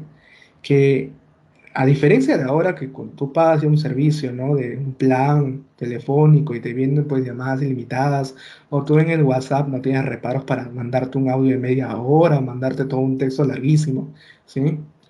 Antes venía con caracteres limitados, ¿no? O sea, tenías que escribir a lo mucho 70 caracteres o 60 caracteres, ¿sí? Para que si no pasaba un siguiente mensaje y te cobraban otro mensaje, ¿sí? Entonces la gente tenía que escribir, tenía que ahorrarse palabras, pero no tantas también porque tenían que entender tu mensaje, ¿no? Esa es una forma de habla telegráfica, ¿sí? Ahorita voy a decir, no te preocupes, a repetir lo anterior, ¿sí? Pero para que al menos se entienda esa etapa, ¿sí? Necesita el niño solamente pocas palabras para ya ir mencionando intenciones más complejas, ¿sí? Por ejemplo, aquí el niño no te va a decir, ¿no? ¿Sabes? Mi mamá me llevó a Saga y me compró este pulito nuevecito, ¿no? No, de yo, ropa nueva, mira, ropa nueva, ¿no? Te puede decir lo mismo, ¿sí? No te va a decir quizás, ¿no? Sabes que mamá, el gato del cuarto piso bajó ferozmente y me arañó. No, mamá, Michi malo pegó Michi malo, ¿no? Pero mira con cuántas palabras, son muy poquitas, puede decirte lo mismo, ¿no? Puede marcar esa misma intención. Entonces utiliza palabras más funcionales ¿Qué son los sustantivos, ¿sí? Adjetivos, verbos, ¿sí? O sea, aún los artículos, las conjunciones, ¿no? Los va a guardar, los va a aprender, no los va a utilizar. ¿Sí? Y también utiliza el uso de posesivos. ¿Sí? El yo, el mío, tuyo, por ejemplo, ¿no? Juguete mío, ¿no? No tuyo, mío, para marcar pertenencia. Y con eso marcar distancia, lo que le corresponde y lo que le corresponde a otros. ¿Sí? Entonces son los inicios ya lo que más tardan a hacer oraciones o frases más complejas. ¿Bien? Y lo que mencionaba es sobre la explosión del lenguaje, vamos a escribirlo mejor. ¿Bien? Es la gran cantidad de palabras versus otras fases, ¿bien? Que puede adquirir el niño, ¿bien? O el infante. ¿Bien? Es una característica de la explosión del lenguaje. Y que obviamente esa adquisición de palabras ya le permite ya unirlas, ¿no? Y formar estas oraciones primitivas. ¿Mm? Finalmente, llegamos ya a los 3 años a 6 años con la etapa del lenguaje egocéntrico. ¿Bien? ¿A qué nos referimos con el lenguaje egocéntrico? Que el niño es el centro de su propio hablar. ¿Sí? Por ejemplo, cuando está jugando o juega solo, está jugando con sus Vengadores, habla por el Iron Man, habla por el Capitán América. ¿Sí? O sea, el niño, en ese caso, es el centro de todo su juego y habla por cada uno de sus juguetes. O sea, toma varios roles. ¿Sí? Esto ayuda bastante también a mejorar lo que es el pensamiento del niño. ¿Sí? Porque poco a poco está manifestando lo que piensa en sus juguetes, ¿no? Y no es que el niño esté con un problema de la mente, está hablando solo porque está mal, no, es parte de su propio aprendizaje. ¿Bien? Y es por eso que Vygotsky plantea que finalmente el pensamiento es una expresión internalizada del lenguaje. ¿Cómo así? Ustedes se han dado cuenta que en las etapas hemos visto cómo desde bebés expresamos nuestras necesidades externamente, ¿no? Sea en el llanto, las vocales, las sílabas, las palabras, todo es externo, hacia afuera. ¿Bien? En esa etapa egocéntrica, el niño empieza a hablar solo, pudiendo pensarlo en silencio, ¿no? Pero el niño prefiere pensar a veces en voz alta. ¿Mm? Por ejemplo, niños de 3, 4 o 5 años, a veces les sirven su sopa, ¿sí?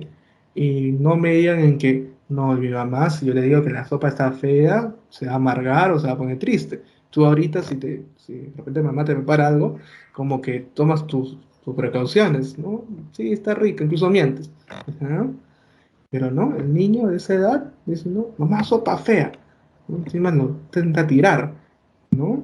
No va a pensar que no se puede sentir mal o se puede amargar. ¿Eh? Entonces, a veces, por eso se menciona que los niños pueden ser muy crueles, entre comillas, obviamente, porque muchos de sus pensamientos son reactivos. ¿Eh? O sea, no los guardan, los manifiestan, los dicen. Poco a poco, esto se va a ir transformando en esto, en ya un pensamiento interno, como lo conocemos, ¿no? Sin la necesidad total de manifestarlo. ¿Eh?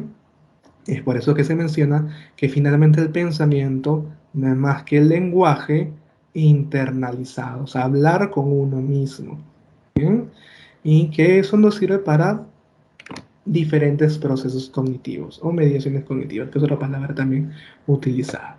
¿Bien? Entonces, el lenguaje se internaliza, pasa de externo, ¿bien?, a egocéntrico, de egocéntrico a interno. Y ya podemos dominar nuestros pensamientos sin necesidad de que todo el mundo lo sepa. ¿Mm? Bien, chicos, cerramos con dos preguntas. Uno, en una clase de pintura al óleo, el profesor Filippo explica a sus estudiantes que para obtener volumen en sus lienzos tuvo que probar con varios materiales. Y ahorita voy a la pregunta. Finalmente decidió mezclar arena de mar con la pintura, lo que le permitió alcanzar el efecto visual por el que era reconocido. Con respecto al uso de pincel, sostenía que prefería optar por la técnica desarrollada por la pintora Tilsa Suchilla, técnica a la que recurría cuando la tarea era compleja. Bien, ¿qué tipos de estrategias se utilizaron aquí? A ver, mientras, perdón chicos, vamos a la pregunta hecha. Un ejemplo, el lenguaje egocéntrico, cuando el niño tiene ese amigo imaginario, ya que en sí, sí, también es parte, ¿sí? Es parte. Son poquísimos, es rarísimo los casos de esquizofrenia en niños. Sí, sí hay unas documentaciones, pero vienen con otros síntomas, delirios, conductas impulsivas, otras cosas. ¿Sí? Pero la mayoría de esos juegos con un amigo imaginario es parte también de su diálogo interno. ¿Sí? Parte de la fase egocéntrica. ¿Sí? Genial. A ver, nos dicen la 1C, ¿sí? Coinciden con su compañera, la 1. O de repente proponen otra alternativa. Marcos si coincide también en la C, lo dice respectivamente, porque hay un caso 1 y que hay otro caso. Perfecto, y sí, la 1 es la letra C, chicos. Bien, aunque miren un detallito acá, un adicional, ¿sí? Si bien la segunda parte está recurriendo a una solución que conoce, ¿no? Una técnica, una pintora, o sea, es una experiencia que al menos le puede ayudar. Si hubiesen mencionado que tiene que sigue los pasos exactos de la técnica de la pintora, podría incluso mencionarse como un algoritmo. Muchos casos de algoritmo también tienen recuperación de información. La diferencia es que en el algoritmo el paso es exacto, rígido, ¿sí? ¿Sí? Y te tiene que dejar enunciado claramente ello. O sea, que hay una forma de que tú alteres algo arbitrariamente y se cambien las cosas. ¿Sí? Pero en este caso no lo colocan de esa manera. Lo colocan como una, perdón, como una inspiración. ¿Sí? Y eso puede ser también parte de la recuperación de información. ¿Sí? Vamos con la 2. Perfecto. Sherlock Holmes. Ahorita pongo la 3, no te preocupes, un momento. ¿Sí? Vamos con la 2 y ahí lo regreso. Sherlock Holmes, famoso personaje de novela, era un detective con un conocimiento actualizado de las enfermedades de su época. En uno de sus episodios discrepa de un médico sobre el diagnóstico de lepra en un paciente. Arthur Conan Doyle, creador de este personaje, también se hizo célebre por la defensa de la existencia de las hadas, debido a unas fotos tomadas por unas niñas que se reveló posteriormente que eran falsas. Con respecto a la formación de conceptos por abstracción, es correcto afirmar que 1. Lepra hace referencia a un atributo por intención, o sea, estamos en las fases de la formación de conceptos. 2. Las características propias de un hada es un atributo por extensión. Y 3. La palabra detective es un concepto, ¿no? Que integra características observadas. O sea, es un concepto integrador. ¿Mm? ¿Cuáles consideran que podrían ser correctas?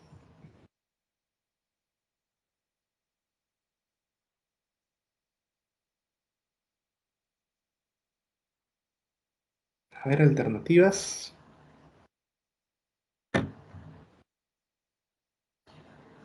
La A con cierta duda.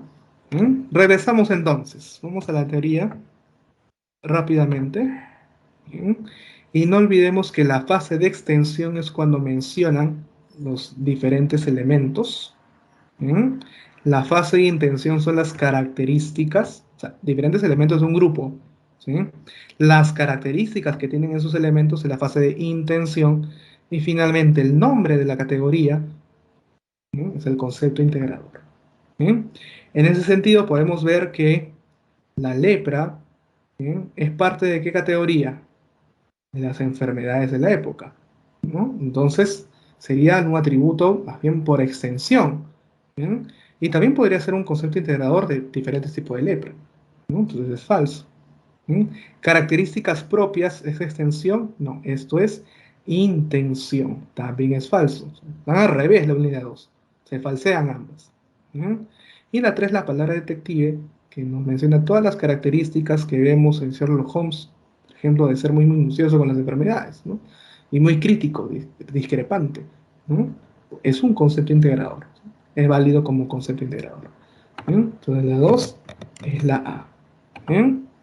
Regresamos a la lámina, me mencionabas Geraldine, lámina 13. Para que le tomes captura, a ver unos segunditos, para ya pasar al siguiente tema. ¿Mm? Me mencionas si ya está la captura.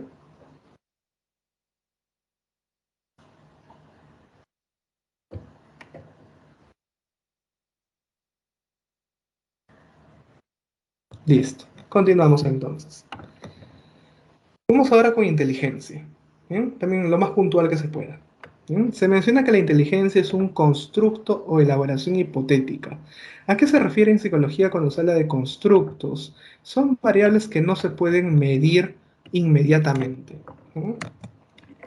Variables que no se pueden medir directamente o inmediatamente, sino a través de otras actividades. Por ejemplo, ¿eh? Yo no puedo ir por la calle, quizás a decir, ah, mira, ese chico es más inteligente que esa chica. ¿No? A simple vista no puedo ver la inteligencia. Y por eso es que muchos conceptos en psicología son constructos, ¿eh? Que a simple vista no se pueden ver. Sin embargo, sí se pueden medir mediante otras actividades. Por ejemplo, hacia ustedes, si quiero medir una inteligencia, convengamos, de tipo académico, ¿eh? ¿Qué utilizo? Por ejemplo, los exámenes. O sea, sí podría decir, ah, mira, el puntaje acumulado de este chico de la pre es más que el de esta chica de la pre. Un ejemplo, ¿no? Entonces, sí. A ver, en matemáticas, por ejemplo, ¿no? En habilidad. Entonces, en ese curso, sí, este chico es más inteligente. En otro curso, de repente, en física, la chica le gana. Ah, en física, la chica es más inteligente.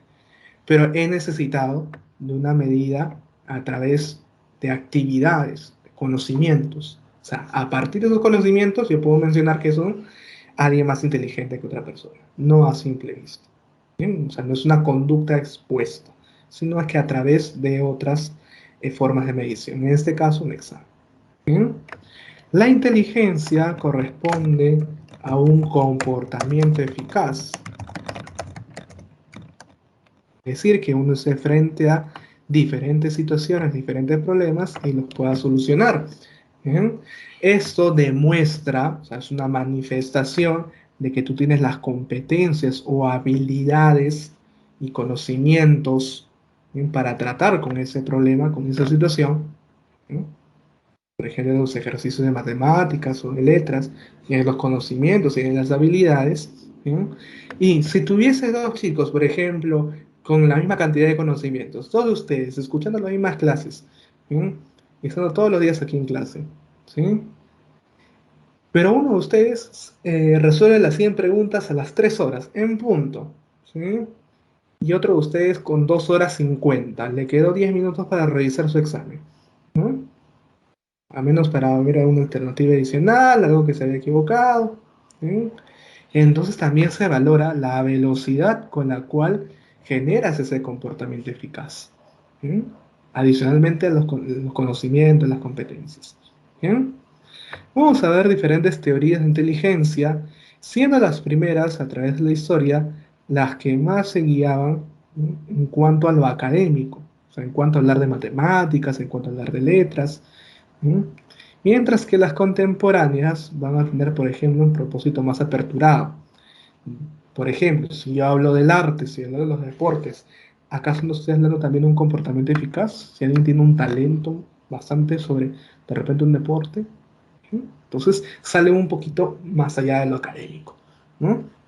Las teorías actuales. Bien, vamos a ver una por una, ¿sí?, lo más puntual, ¿sí?, porque el tiempo también nos va a ganar. ¿Sí? Teorías clásicas o psicométricas. ¿Bien? Psicometría es una subdisciplina en psicología que se encarga de la medición estadística, ¿bien?, de aspectos psicológicos. ¿Bien? Sí, son donde nacen los test de inteligencia, ¿bien?, actuales, o sea, donde se desarrollan, donde se construyen. No, no hable de los test de inteligencia, los de Facebook, ¿no? Que mira que dale 3 opciones y te dio tu personalidad, no, esos test no. Son simplemente cuestiones ya informales, ¿no? Sino un test de evaluación psicológica, ¿sí?, que tiene toda una calificación detrás, ¿sí?, y proviene de una teoría en particular, o sea, es todo un manejo más serio. ¿Sí? El primer test de inteligencia fue elaborado por Alfred Binet y Theodor Simon. ¿Bien? En ese sentido, históricamente, los test de inteligencia servían bastante para identificar a algunos alumnos con problemas de aprendizaje y otros alumnos con aprendizajes, digamos, buenos, superdotados, y poder predecir incluso su éxito laboral o su éxito de producciones en diferentes empresas. Bueno, esa intención, como vemos, no ha cambiado mucho hoy en día, también algunas pruebas psicológicas pueden determinar ello, o al menos predecir el camino, ¿bien? Hasta cierto margen de error, obviamente, ¿no? Ahora, bajo esas mediciones tiene que generarse entonces una unidad que permita, ¿bien?, que todos los que evalúan comprendan qué nivel de inteligencia está cada persona. Y así que esa unidad corresponde al CI, al coeficiente o cociente intelectual IQ en inglés, ¿no? Su origen de inglés. El CI, su fórmula básica, ¿bien?, es igual a la edad mental sobre la edad cronológica por 100. La edad cronológica la sabemos, es tu edad actual. De repente uno de ustedes me dice, profesor, yo tengo 18 años, 6 meses. Ya 6 meses es igual a 0,5 años, ¿no? Entonces, si yo lo trabajo en años, sería igual a 18,5 ese valor, ¿no? Ahora, la edad mental, ¿qué es? ¿Mm? Vamos a ver la definición. Edad que ha alcanzado la mente de un sujeto en comparación con el promedio de desarrollo para cada año de edad cronológica. Profesor, necesito una explicación más clara. ¿Mm? Vamos a un ejemplo con la estructura que se utilizó en el test de Binet-Simon, la primera escala de inteligencia. ¿Mm? Vamos a poner un casito. ¿Mm? Imagínense que yo soy un psicólogo que se dedica a visualizar conductas de niños, conductas académicas, es decir, que niños de 4 años de repente en matemáticas hasta donde pueden lograr, de 5 años logran algo más, de 6 años logran algo más, de 7 años así, ¿no? Entonces yo digo que un niño de 4 años, o los niños de 4 años, ¿sí?, en matemáticas, ¿sí?, hacen 3 actividades, ¿sí?, académicas. ¿Sí? En cambio, los niños de 5 años, ¿sí?, hacen 4 actividades académicas más complejas. ¿Sí? Niños de 6 años hacen 5 actividades. Estoy colocando solamente como ejemplo. ¿No? Puede ser contar hasta 10, contar hasta 50. O sea, entendemos a priori que mientras más edad, el niño va a poder realizar cosas más complejas. ¿No? En niños de 7 años vamos a colocar estas 6 actividades. ¿No? Viene a mi consulta, ¿sí?, dos niños. ¿Sí? Dos niños de 5 años de edad. ¿Sí? Quiere decir que su edad cronológica es igual a 5 años. ¿Sí? Vamos con el niño 1, ¿sí?, de 5 años de edad. Miren cómo voy a hacer para evaluar inteligencia. Le doy actividades de un niño de 3 años, el niño se pasea, las hace todas.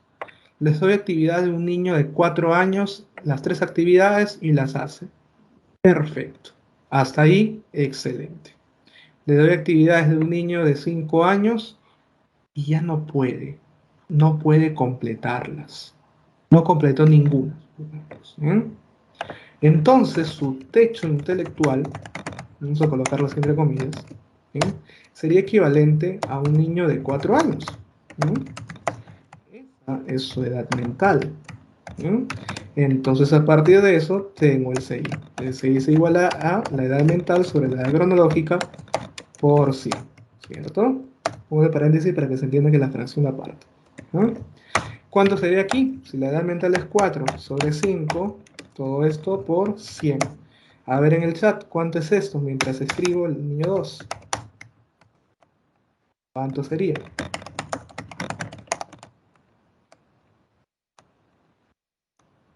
Bien, muy bien, Milenka, muy bien, Marco. Sería 80 años. ¿Bien? Perfecto, 80 años, perdón, 80 puntos de CI. Perdón, chicos. ¿Mm? 80 puntos de CI. ¿Mm? Ahora, vamos con el niño 2. ¿Mm? Lo mismo. Tiene 5 años. Pasa por actividad de 4 años, se pasea, las hace. 5 años las hace, las 4. Perfecto. 6 años las hace. Genial. Quiero ver hasta dónde llega. Le doy la de 7 años y ya no las hace. Ah, entonces su techo está acá. El del niño de 6 años. Entonces, si su techo está ahí, ¿cuánto será su 6? 6 quintos por 100. ¿Cuánto es? El techo es 6 años. Ajá, no es 100, Marco, es 120, como menciona bien. Entonces, tengo su 6, 120. ¿Sí? Entonces puedo ver finalmente, ¿sí?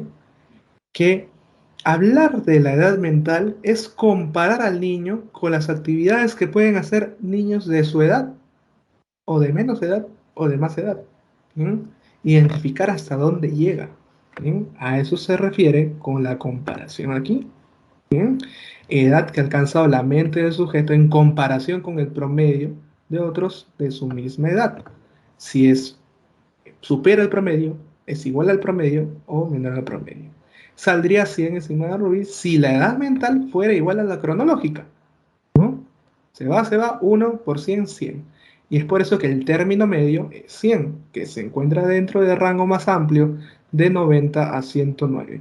Y a partir de ese rango, más 10, menos 10 para cada clasificación. Para nuestro caso, el niño uno estaría en inteligencia normal bajo y el niño 2 en inteligencia superior, por ejemplo. ¿Bien? Entonces, vemos cómo se va obteniendo el CI, ¿sí? En base a actividades intelectuales o académicas. Pero obviamente, si yo coloco actividades académicas, por ejemplo, coloco actividades de matemática y yo tengo el CI de 120, entonces yo digo que el niño tiene 120 puntos de inteligencia en matemáticas, porque tengo que ser consecuente con lo que yo he evaluado. He evaluado con actividades de matemáticas.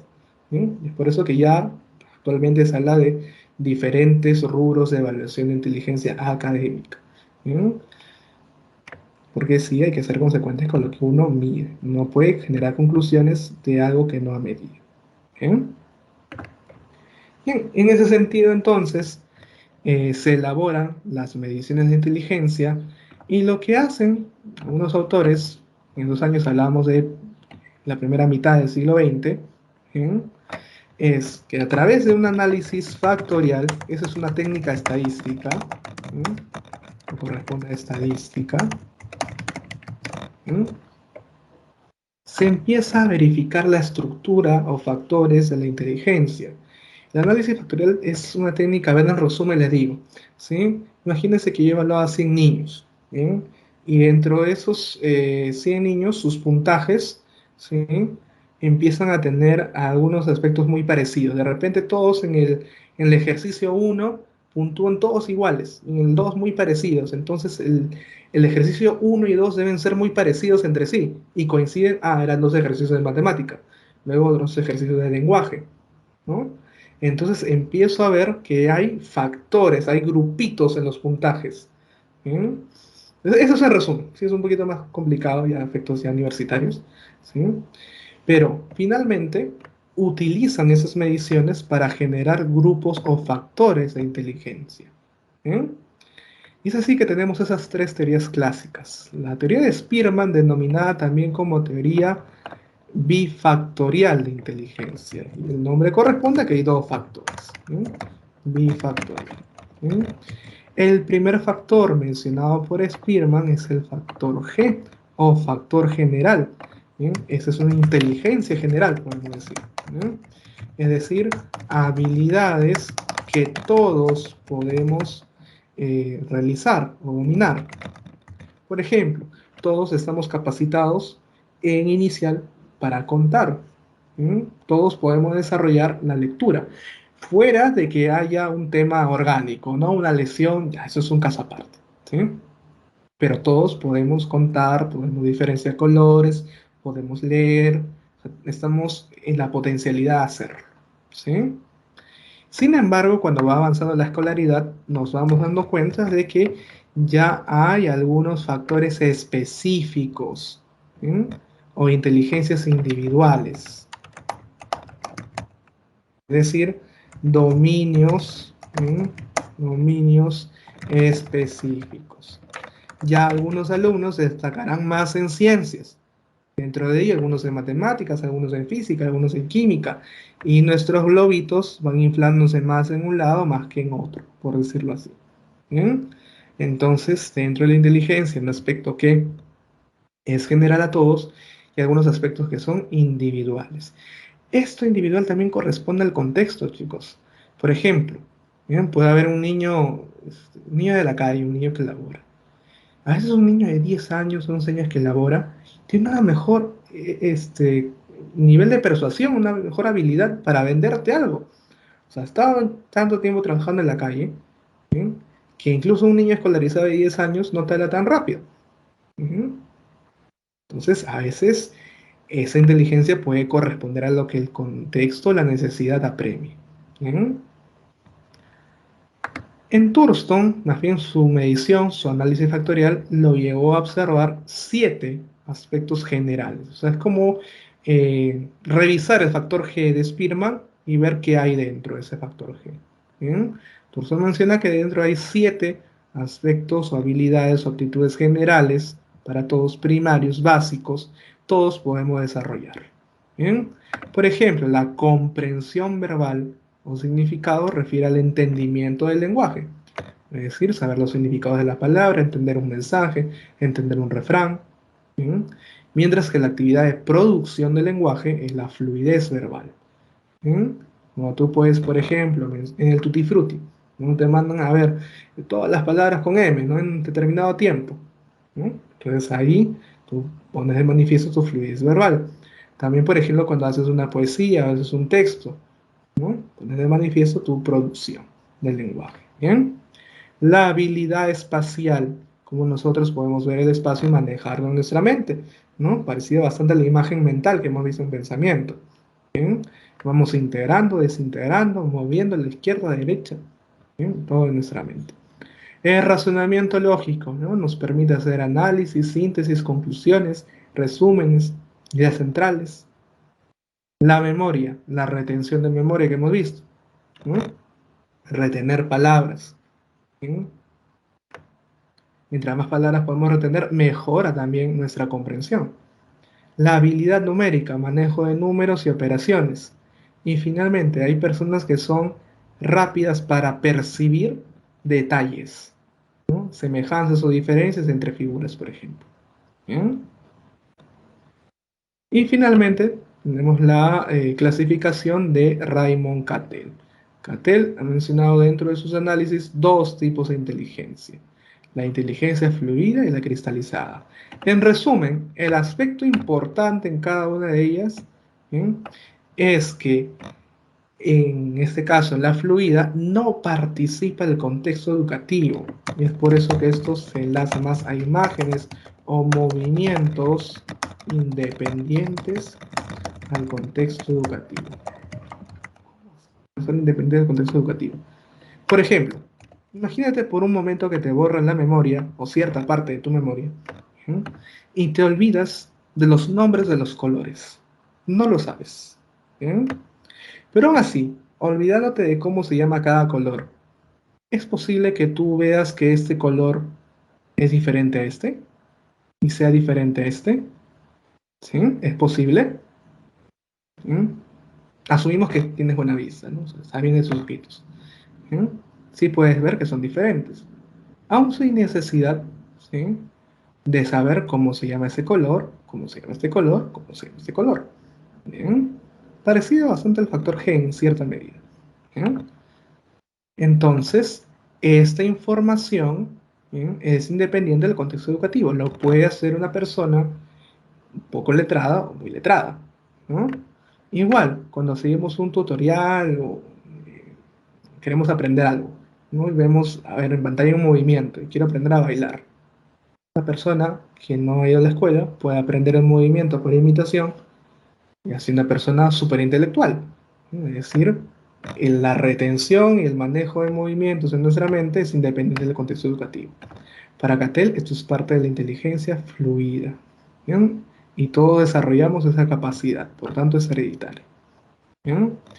Sin embargo, hay otros conocimientos que sí necesitan de la cultura, de la educación, del contexto, ¿no? Para entender, por ejemplo, esa fórmula, sí necesitan los conocimientos matemáticos. Entender que eso es la ecuación general de segundo grado, ¿no?, que representa cada variable, por dónde empezar las operaciones, ¿no? Entonces, eso sí requiere del contexto educativo. Inteligencia cristalizada. ¿Bien? Bien, chicos. Teorías contemporáneas. ¿Mm? En esta parte de aquí, lo que vamos a analizar más, ¿bien? Ya no es la medición en psicología, ¿bien? No es hablar de mucho de SI, sino vamos a hablar del desarrollo a través del tiempo, por ejemplo, de la inteligencia, cómo va madurando la inteligencia, se necesita algunos apoyos externos también, y así también no nos vamos a centrar tanto en lo académico. Por una parte sí, ¿sí? Pero las últimas teorías también contemplan que la creatividad y las habilidades sociales sean parte de conductas exitosas, ¿sí? De habilidades y por tanto también sean tomados en cuenta como inteligencias. ¿Sí? Entonces vamos a analizar, perdón, ¿sí? ¿Qué teorías revisan ello? ¿Sí? Ya hablamos prácticamente de la segunda mitad del siglo XX en adelante. ¿Bien? Tenemos esa teoría, la teoría de Piaget, ¿bien? Teoría psicogenética. Me parece que hay muchas palabras en esa imagen, solamente quiero que veamos antes de cortar la imagen, ¿ya? Cómo va a ir avanzando, ¿bien? Nuestra inteligencia se va volviendo más compleja, porque las actividades son más complejas, mientras va transcurriendo nuestra vida. ¿Sí? Ahora, voy a pasar la otra diapositiva para que se vea más grande, ¿ya? Un ratito. Vamos a hablar primero de las dos etapas iniciales. Son cuatro. ¿Sí?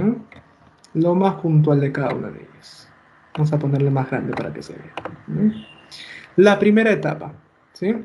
Dice, la inteligencia cristalizada y el algoritmo siguen la misma secuencia. No necesariamente. ¿Sí, estimado Marco? Por ejemplo, yo te puedo dar un caso de algoritmo con fórmulas matemáticas. Y para que entiendas eso, necesitas de la inteligencia cristalizada, ¿no? La educación, como la imagen acá, ¿no? Pero también te puedo dar una estrategia por algoritmo al ver un tutorial en YouTube, ¿no? De repente quieres aprender un baile moderno, ¿bien? Y para eso no es necesario el contexto educativo, ¿sí? Entonces, un caso de algoritmo puede entrar tanto aquí como aquí, pero va a depender obviamente del caso. En lo que es la inteligencia, no se olviden, si requiere de educación, o sea, requiere del nivel educativo del sujeto, es cristalizado, si no es fluido. ¿Sí? Eso es básicamente. Y es por eso que más son imágenes y movimientos los que no requieren de ese contexto educativo. ¿Sí? Bien, chicos, regresamos entonces a Piaget. ¿Sí? Sensorio motriz. De 0 a 2 años, ¿sí? El bebé va a guiarse, o sea, su conocimiento va a guiarse de todo lo que puede sentir. ¿Sí? Por eso es sensorio, ¿no? Todo lo que puede observar, lo que puede tocar, lo que puede escuchar. ¿Sí?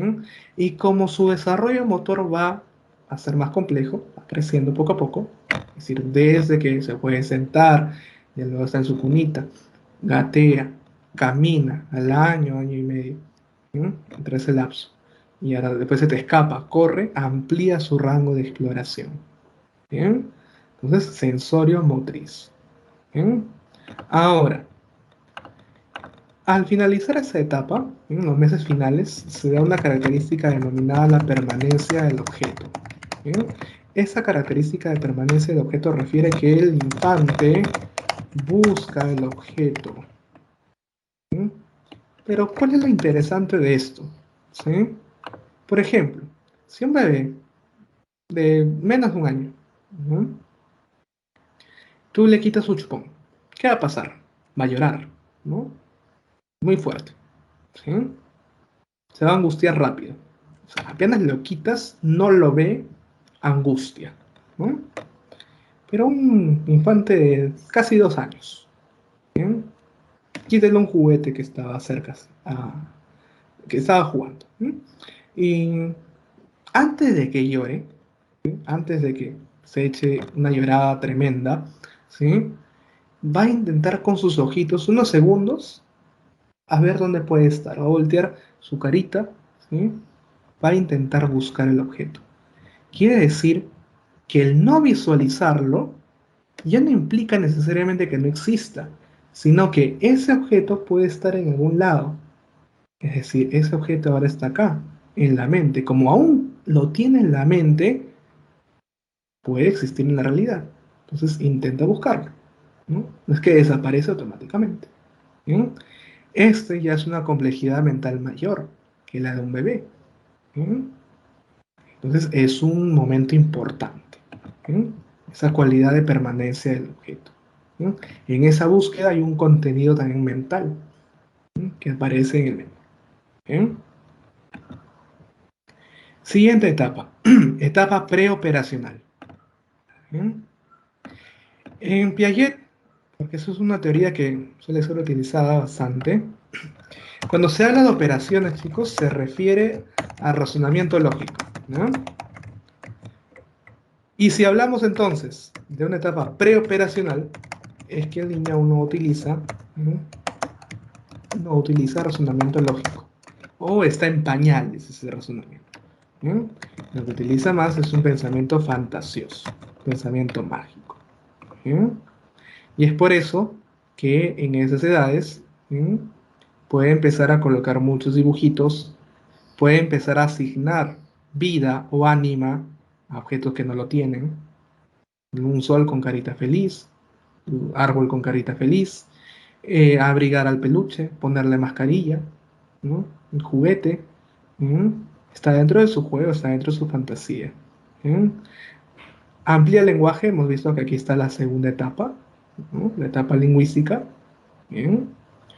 Y aún estar dentro de su mundo, dentro de esa fantasía, hace que le pueda costar entender el punto de vista de otros. O sea, entender el mundito de los otros. ¿No? Le va a costar un poco más. ¿Bien? Y eso puede afirmar un poquito de que a veces le cueste, ¿no? Saber las implicaciones de sus expresiones. Y aquí viene, ¿no? La egocéntrica. ¿Eh? Entonces piensa en voz alta, sin ver las implicancias, ¿no? Sin analizarlas. ¿Eh? Aún le dificulta esas relaciones de causalidad, porque eso va a venir en la siguiente etapa, ¿no? Es una etapa preoperacional. ¿Eh? Vamos con la siguiente etapa. ¿Eh? Vamos a copiar el dibujito en otra lámina para ver la segunda mitad. ¿Eh? Sí, dar vida a las cosas sería. Darle ánima o darle vida. Sí, ese es el animismo. ¿Eh? ¿Se acuerdan cuando a veces niñitos le decimos a mamá, no, mamá, la mesa me ha pegado? Sí, eso es también una forma de darle vida. ¿Sí? O sea, la mesa no tiene vida como para que me golpee, ¿no? Voluntariamente. Pero asignarle eso era parte del animismo. Es un caso también de animismo. ¿Mm? Bien, vamos ya creciendo. Vamos a la primaria. ¿Sí?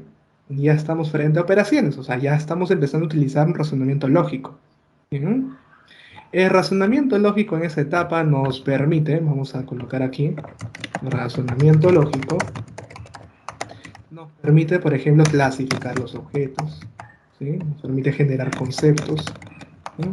Nos permite, por ejemplo, eh, conservar, ¿sí? La conservación, por ejemplo, no sé si ustedes se acuerdan, hay un experimento con unos vasos, ¿sí? Que se le pone agua a un vaso gordo y un vaso delgado, y se le pregunta al niño en dónde hay más agua. Un niño ya de esta etapa se detiene un ratito y no se deja guiar tanto por el envase. En cambio, un niño de esta etapa, todavía fantasioso, ¿sí? Dice, ah, ese vaso tiene más agua, es el vaso más gordo, ¿no? Entonces, para el niño ya concreto, el niño de primaria, existe la conservación del contenido.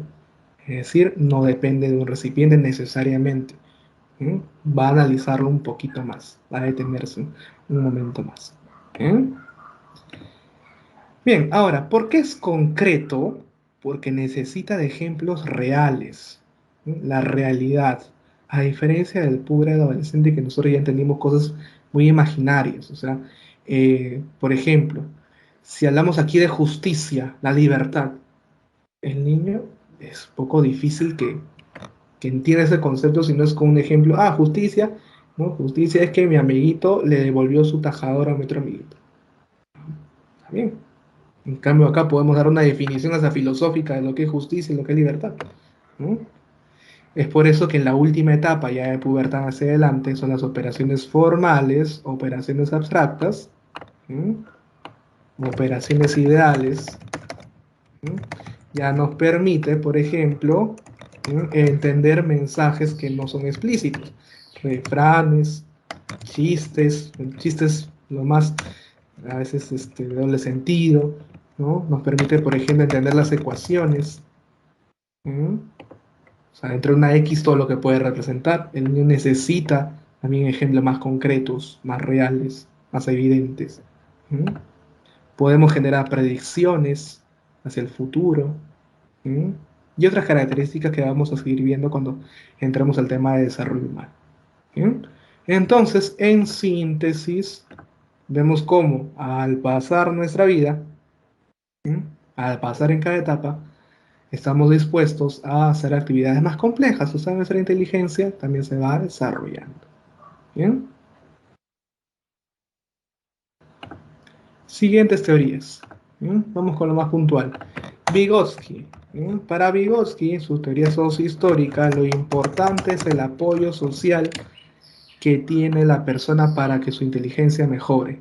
Es decir, ya no seguía tanto como Piaget del individuo como madura propiamente, solo, ¿no? Sino la guía de otros. ¿Mm? El apoyo social de quién?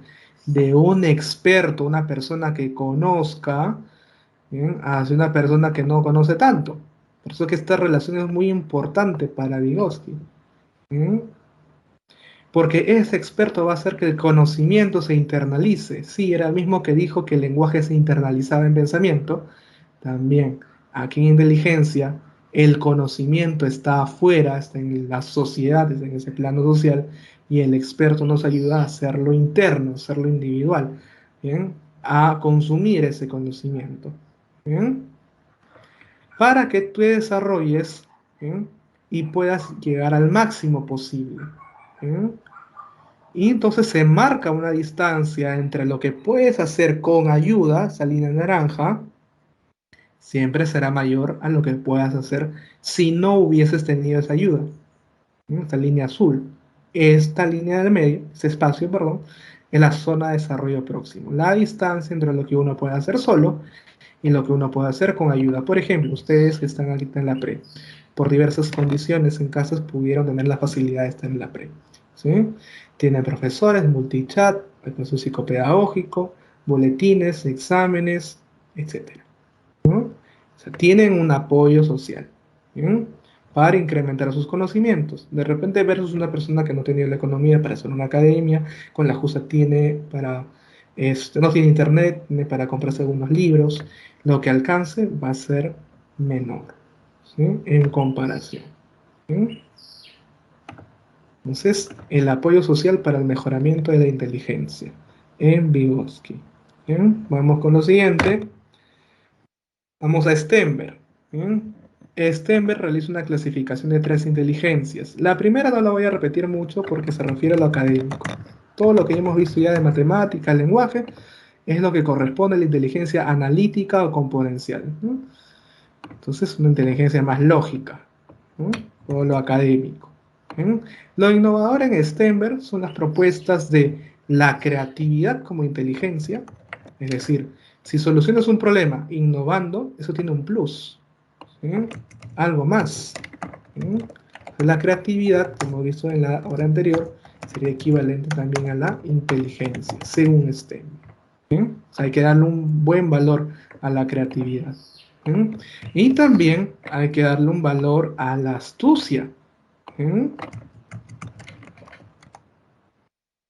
Por ejemplo, al ser prácticos, serán más rápidos. ¿Sí?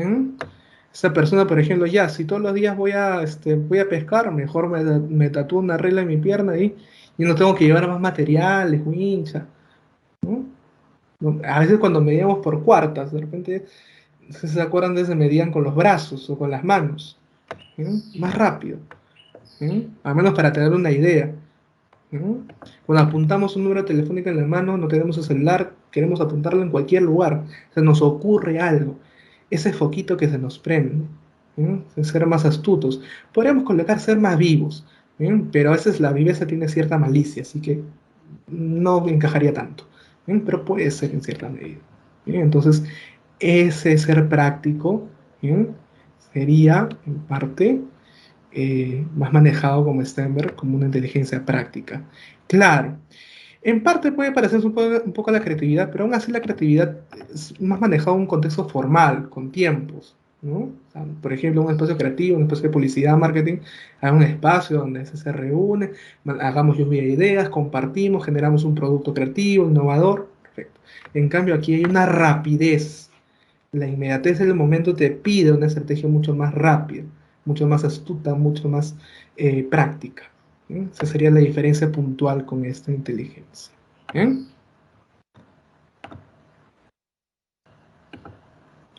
En Gartner, ¿sí? En Gartner, básicamente se apertura mucho más la exploración de las inteligencias, más allá de lo académico, o sea, de lo lingüístico y matemático, es lo que ya hemos venido hablando, ¿sí? Lenguaje, matemáticas.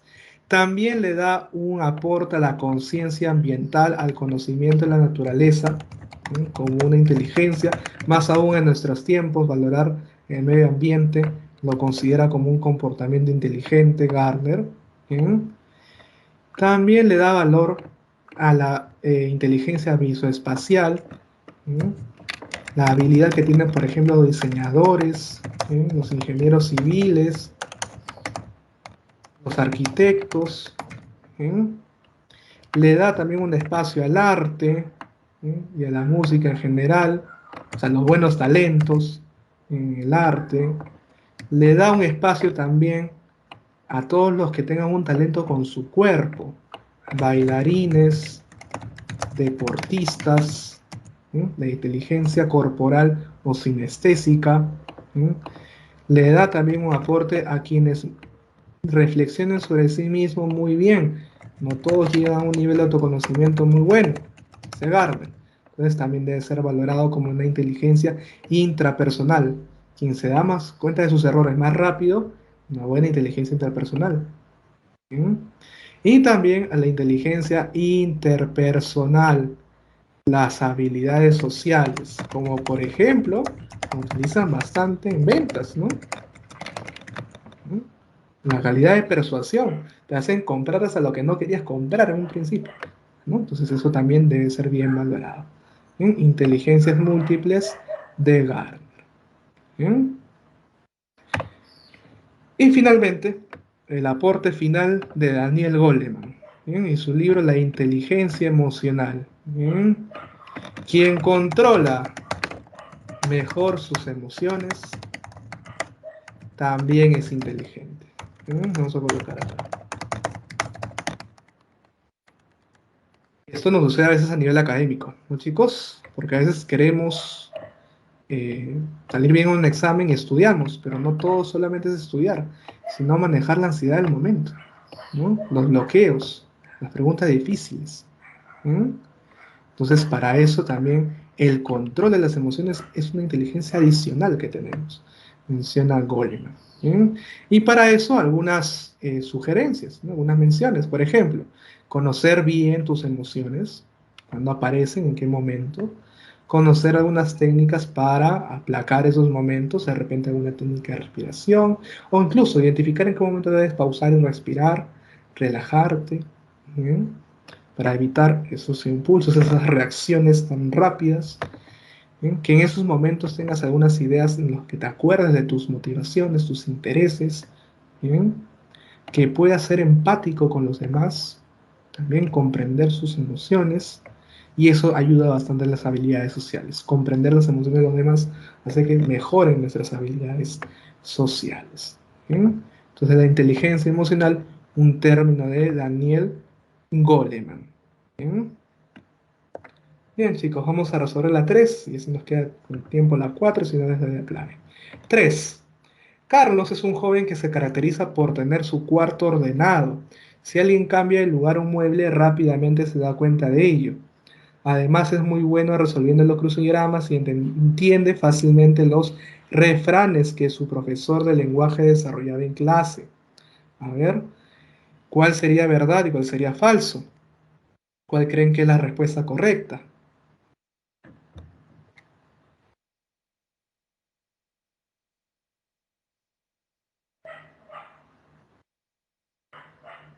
A ver, vamos a mencionar la uno. Es un joven con una aptitud espacial muy desarrollada. ¿Mm? 2. Las habilidades que muestran son parte de la fluidez verbal o son parte de la comprensión verbal. ¿Mm?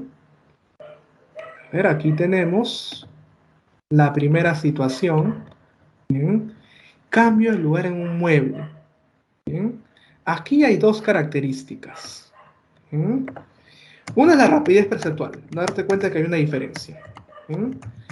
Pero para visualizarlo en el espacio también es importante la habilidad o aptitud espacial. Bien. Son dos características aquí. Entonces la uno se vuelve verdad. Bien. La letra A, voy adelantando, ¿no? Y en la segunda, entendimiento de refranes, ¿no? Resolución de los pedidos, las consignas que me piden un crucigrama. Eso es comprensión verbal. Fluidez es producción. Cuando uno redacta, cuando uno expone, ¿sí? Es fluidez. En este caso es comprensión. Por eso que la 2 es falso y la 3 es verdad. ¿Bien? Y en la 4, ya que lo analicen con detenimiento, les doy la clave, es la letra A. Se van a dar cuenta que cuando se trata de diseño, ¿bien? Es la inteligencia visoespacial, mientras que las ventas, la persuasión, la inteligencia interpersonal. ¿Bien, chicos? Entonces la 4 va a ser la A. ¿Bien? Bien, chicos, no se olviden que también tienen a su servicio la atención en multichat y la atención psicopedagógica. Y bueno, ya el tiempo nos ha ganado. Eso sería todo por esta semana, chicos. Mis mejores deseos para ustedes. Bien, aún queda todavía una semana más para el examen siguiente, así que sigan estudiando, esfuércense bastante. Bien, y mucha salud importante para ustedes y para toda su familia, chicos. Síganse cuidando. ¿Sí? Nos vemos el próximo viernes, que estaremos ya hablando del tema de aprendizaje. Bien, pueden almorzar en paz, chicos. Hasta la próxima. Chao, chao. Gracias por sus palabras también en el chat. Gracias.